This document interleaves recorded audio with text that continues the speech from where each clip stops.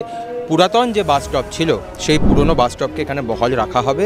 ক্যালেন্ডারের পাতায় দেখুন 2 বছর অতিক্রান্ত, 2 বছর অতিক্রান্ত, কোনো সুরাহা এখানে হয়নি। বাস স্টপটাকে কেন সেখান থেকে সমূলে নির্মূল করা হলো এর উত্তরটা আমাদের জানা নেই। এর উত্তরটা সরকারি প্রশাসনিক কর্তারা দিতে পারবেন।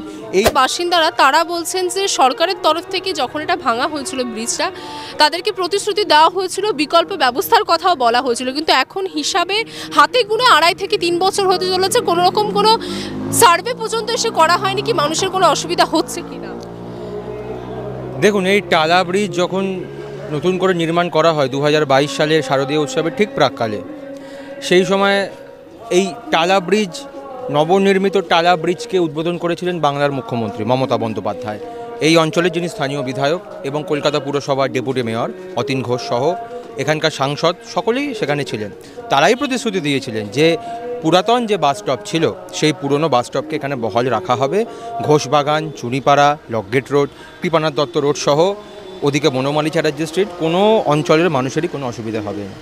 কিন্তু ক্যালেন্ডারের পাতায় দেখুন 2 বছর অতিক্রান্ত, 2 বছর অতিক্রান্ত, কোনো সুরাহা এখানে হয়নি। যে কথাটা আমাদের সুমন রায়চৌধুরী বা তাপসদা বললেন যে পিডব্লিউডি এটাকে নাকচ করে দিয়েছে। এবার তারা নাকচ করেছে, তাদের কাছে যখন ভোট আসে তখন তারা ভোট কেনবার জন্য অনেক কথা বলেন। তারা এইভাবেই ভোট কেনে, ভোট লুট করে। ভোট এখন হয়ে গেছে, আবার যখন 26-এ বিধানসভা ভোট আসবে তখন তারা আবার সেই প্রতিশ্রুতির ঝুলি নিয়ে এখানে আসবেন যে আমরা বাস স্টপ করে দেবো। এর মধ্যে কোনো কাজ তারা করবে না। সেই কারণেই কিন্তু আমরা এই বৃহত্তর বিধানসভার জন্য ঝুলিয়ে রাখা হচ্ছে কাজটা। দেখুন, 26-এ বিধানসভা ভোটের জন্য ঝুলিয়ে রাখা হচ্ছে কিনা তার থেকে বড় কথা হচ্ছে এই কাজ যদি তাদের করবার সদিচ্ছা ছিল তারা তাদের জন্য করে দিতে পারতো। কারণ বাস স্টপ তো নতুন করে আমরা স্থাপন করতে বলছি তা নয়, বাস স্টপ এখানে ছিল, এখানে বাস স্টপ আগেও ছিল। টালা ব্রিজ যখন নতুন করে নির্মাণ করা হয় তখন বাস স্টপটাকে কেন সেখান থেকে সমূলে নির্মূল করা হলো এর উত্তরটা আমাদের জানা নেই। এর উত্তরটা সরকারি প্রশাসনিক কর্তারা দিতে পারবেন। এই ওয়ার্ডের স্থানীয় পৌরমাতা কিংবা 5 নম্বর ওয়ার্ডের যিনি পৌরপিতা, এই 1 নম্বর বড় কমিটির চেয়ারম্যান, এখানকার বিধায়ক, তারা দিতে পারবেন।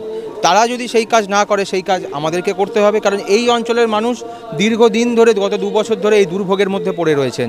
এত প্রায় 4 তলা 5 তলা সমান উঁচু সিঁড়ি বেয়ে তাদেরকে কখনো যে কোনো মুহূর্তে বিপন্ন হতে পারে, সেটা পেরিয়ে তাদেরকে ট্রেন ধরতে হচ্ছে টালা স্টেশন থেকে, কখনো কলকাতা স্টেশন থেকে।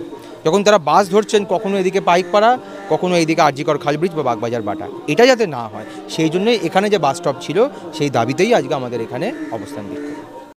বাংলা হান্টের আরো খবর দেখতে নজর রাখুন। বাংলা খবর মানেই বাংলা হান্ট।